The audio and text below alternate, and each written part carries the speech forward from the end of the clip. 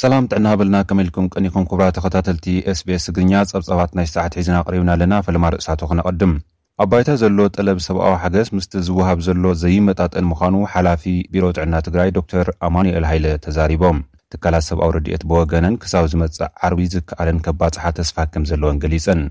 أمريكا بتግራይ زلو وتهدرات إيرتران عطواتم حران كيوصون إثيوبيا وحجز كم زي هلو غليصا منغست تግራይ ሰራዊት ኤርትራን ዕጥቋቶም ሓራን ካብ ትግራይ ክወጹ መንግስቲ ኢትዮጵያ ቃል ከኸብርን ማሕበረሰብ ዓለም ጸጥታ ክገብርን ሓቲቱ ዝብሉ ጸብጻባት ናይ ሰዓት እዮም ናብ ዝርዝራቶም ክንሰግር أبايتا زلو طلب سبعو حجز مستي زوهاب زلو زمطاطن كم زي كونا حلافي بيرو تعنا تግራይ دكتور أمانوئيل هايله تزاريبوم تكالا سبعو رديت بوغنن كساو زمص عربي زكالن كباصحه تسفاكم زلون غليصنا لوا حلافي بيرو تعنا تግራይ دكتور أمانوئيل هايله بزعبات بسنكن لعل كلتا عامታት ዝغصل ኹይናት ኣብ ትግራይ ዘሎ ዓጽቦ እንትትሕብሩ ብኣማኢት ተሻሓ ዝغصر ህዝቢ ተመዛቢሉ ሕማም ዓሶብ ዘሎ ልክባዊ ሓዊስካ ፈቆዶ ጎቦን ሽንጥሮን ተበቲኑ ከም ዝርከብ ናይቲ ህዝቢ ኩነታት ምፍላጥ ኣጸጋም ከም ዝኾነ ዝሕግዞ ዘይ መንግስታዊ ትካሉን ከም ዘይለን ኩሉ እቲ ዘይ መንግስታዊ ኣካሉን ናብኡ ከይድ ዘይተፈቀደሉ ምዃኑ ገሊጾም دكتور أمانوئيل وسيخوم ኣብ ትግራይ ካብ ዝርከቡ ሆስፒታላትን ጣብያታት ጥዕናን ሕጂውን መብዛሕትአን ስራሕ ከም ዘይጀመራን ወይ ድማ እኹል መድሓኒት ዘይብለንን ከም ዝኾና ብምሕባር ዘይ መንግስታዊ ትካላት ሕጂውን ተበጻሕነቶም ድሩት ምዃኑ ገሊጾም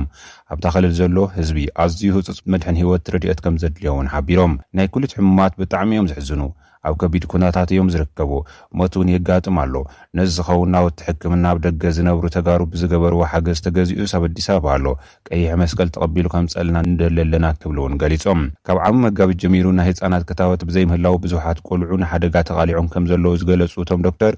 ቆልዑ ብዕድል እዮም ዝዓቢ ዘለዉ ክብሉ ንኽብደት ተጸገም አረዲኦም ናይ HIV ኤድስ ዓባይ ሰዓል ዓሶ ብዙሕ ጠለባት ኣሎ ዛጊድ ግን ኣይመጸን ናይ ላቦራቶሪ መንሽሮ ንዘይተመሓላለፍቲ ሕማማት ዝውዕል መድሓኒት ናይ ሽኮር ናይ ሕማማት ልቢ ኩሊትን ጉቦትን ዝበሉ ሕማማት ዝውዕሉ መድሓኒታት ከም ዘይለውን ንቢቢሲ ኣብ ዝሃቦ ሓበሬታ ገሊጾም ኣለዉ ፕሮግራም ምግቢ ዓለም ኣብ መንጎ መንግስቲ ፌደራልን መራሕቲ ትግራይን ስምምዕ መቆራጽ ተኽሲ ድሕሪ ምፍራሙ ኣዝዩ ኣገዳሲ ሓገዝ ምግቢ ዝጸዓና ቀፍላይ መካይን 6,000 ኩንታል ስርናይ ፓርሰላትን ዘይትን ዝጸዓና ክልተ ኮንቮይ ከም ዝሰደዱ ኣብ ኢትዮጵያ ወኪል ውዱ ምግቢ ዓለም ክላውድ ጂቢዳር ገሊጾም እዮም وهذا قال العالم لخ قيح مسقل جود فهنوي دما مدحانيታት ዝጻዓና መካይን ናብ መቐለ ከም ዝኣተዋ ኣፍሊጦም እዮም እቲ ናይ ሕክምና ናውቲ ክበጽሖም ዝበልዎም 7 ሆስፒታላት ተነጺሮም ከም ዘለውን ከሳብ ዝመጽ ዓርብ ድማ ክበጽሕ ክብሉ ከም ዝሓበሩ ተገሊጹሎም أمريكا بتግራይ ዘሎ ወታደራት ኤርትራን ዕጥቋቶም ሓራን ከይወጹ ንኢትዮጵያ ተወሓገዝ ከም ዘይህሉ ገሊጻ ኢትዮጵያ በሰንክታ በትግራይ ዝቕጽል ዘሎ ኩናት ዝተኣገደት ዕድል ናጻ ቀረጽ ንግዲ ኣሜሪካ ኣገዋ መሊሱ ክወሃባ ምስ ኣሜሪካ ዘለዋ ዝምድና ክመሓየሽ ገለ ኣባላት ኮንግረስ ኣሜሪካ ዝሓተቱ ኮይኖም ካልኦት ድማ ብልዕሊ ኢትዮጵያ ተወሰኽቲ ስጉምትታት ክውሰድ ሓቲቶም ኣለዉ ኮንግረስ ኣሜሪካ ስትራቴጂክ ምምሕዳር ባይደን ኣብ ሃገራት ትሕቲ ሰሃራ ኣፍሪካ ብትሕቲ ዝብል ኣርእስቲ ኣብ ዝነበሮ መድረኽ ብወገን ኣባል ኮንግረስ ብራድ ሸርማን ንኸይዲ ጉዳይ ስምምዕ ፕሪቶሪያ ተላዒል ነይሩ نمرحيت تأخذان قدام كتر أفريقيا نبز غربوا حتى إيرترا بكل تجاي سفي عمز أن تحسد نفس أمتن كلا بتسمى معنى مقيادان كابت جونز إن خد سحبن مرحت تهاجر إن كل لاين بريزيدنت سياسة فوركن صلات عدنا تهاجر معقب كجبار سوي علوم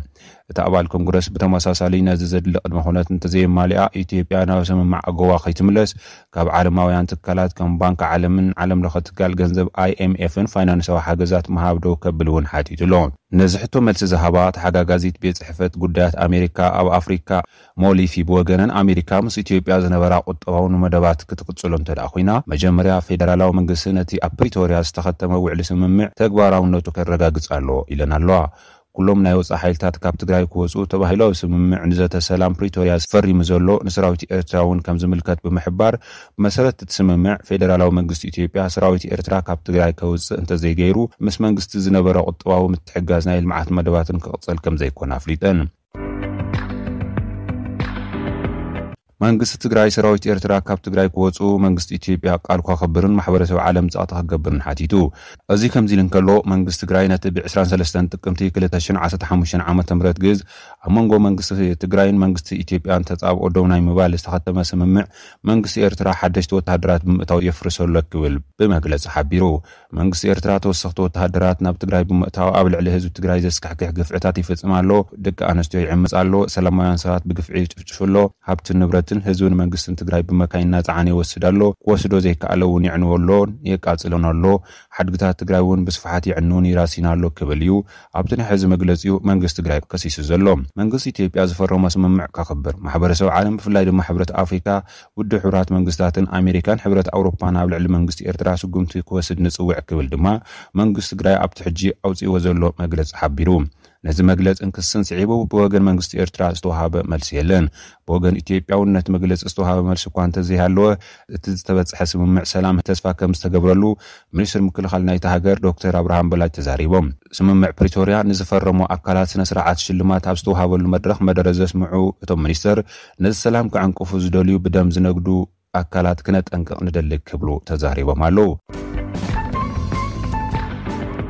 ክቡራት ተኸታተልቲ SBS ትግርኛ ጸብጻባት ናይ ሰዓት እዚኦም ይመስሉ ኣብ ቀጻሊ ብኻልእ ትሕዝቶ ክንራኸብ ኢና ሰሰናይ ንምንየልኩም